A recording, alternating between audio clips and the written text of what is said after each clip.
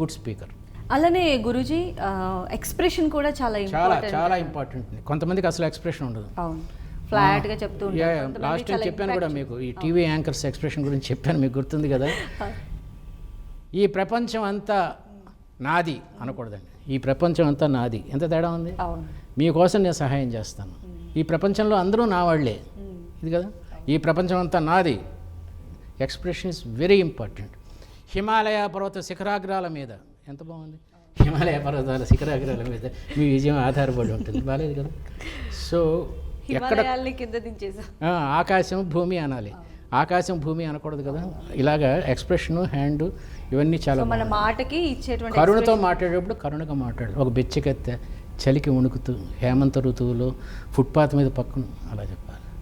ఆవేశం వస్తే ప్రపంచంలో ఏ మనిషి అయినా సరే శివాజీ అవుతాడు. అలాంటి అన్యాయం మనకు జరుగుతుంది.